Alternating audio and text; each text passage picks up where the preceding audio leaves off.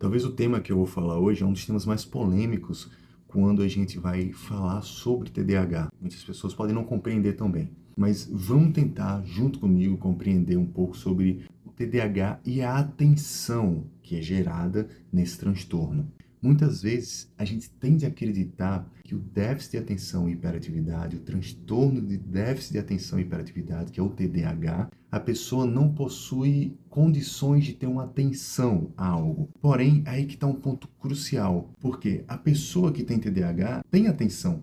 Ela também possui capacidade de atenção. Inclusive, no TDAH, a pessoa apresenta o hiperfoco, ou seja, se a pessoa tem interesse em algo, ela tende a gerar um foco tão grande naquilo, que ela se concentra tanto naquilo, que parece que o mundo ao redor não existe, a ponto da pessoa estar vivendo aquilo intensamente, aquele foco, o hiperfoco. Muitas vezes a gente tende a julgar e acreditar que a pessoa que tem TDAH não tem essa atenção. Na realidade, a capacidade de atenção de uma pessoa que tem TDAH existe. O que é que dificulta a atenção para uma pessoa com TDAH? Seria em assuntos relacionados que essa pessoa não tem tanto interesse. Como assim?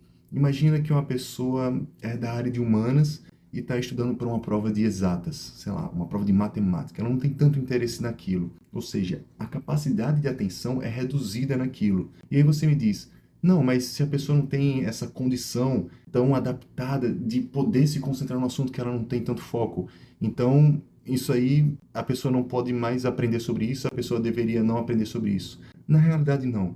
Dentro de questões cognitivas, dentro do nosso comportamento, e quando a gente vai tratando questões de TDAH, do transtorno de déficit de atenção, a gente vai criando estratégias para que a pessoa possa ter uma atenção sobre aquilo. Ou seja, a gente buscar formas de aquela pessoa que tem uma dificuldade em se concentrar em um assunto que ela não gosta, encontrar uma maneira de chamar a atenção da pessoa para que ela se concentre naquilo. Ou seja, imagina que a pessoa não aprende tão bem lendo. Ou seja, vamos criar estratégias de a pessoa assistir um vídeo, assistir uma aula. Isso é um assunto muito delicado, pois gera muitos debates entre as pessoas. Mas as capacidades de atenção de uma pessoa que tem um transtorno de déficit de atenção existem, estão ali, estão em evidência. A questão é a maneira como a gente trabalha esses pontos na nossa vida.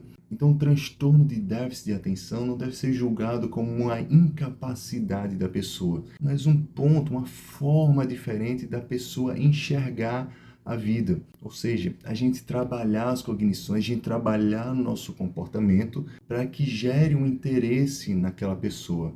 E a partir desse interesse que a pessoa gera naquilo, isso vai criando uma memória positiva. Mas como assim uma memória positiva?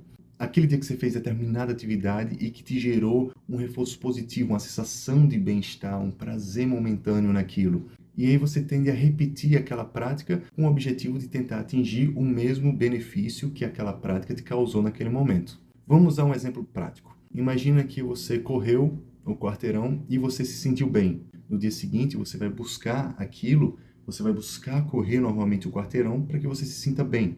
Ou seja, uma memória de uma sensação positiva, uma memória positiva, fez com que você se motivasse a tentar buscar essa memória positiva novamente. Quando a gente vai trabalhando essa questão do transtorno de déficit de atenção e a pessoa não está tão interessada naquele assunto, e a gente cria diferentes estratégias para que a pessoa tenha um foco, para que a pessoa tenha uma maneira de poder se conectar com aquele conteúdo, a gente vai gerando memórias positivas, instigando cada vez mais a pessoa a reforçar aquele comportamento e buscar diferentes estratégias para atingir seus próprios objetivos. Lembre-se, uma pessoa com TDAH não é uma pessoa que não tem capacidade, não é uma pessoa que não tem atenção, não é uma pessoa que está totalmente desconectada da realidade. Todos os transtornos e síndromes são maneiras diferentes de enxergar a vida. E a gente cria diferentes estratégias para que a gente possa trabalhar nossas questões e que a gente possa se inserir e colocar em prática para realizar os nossos sonhos.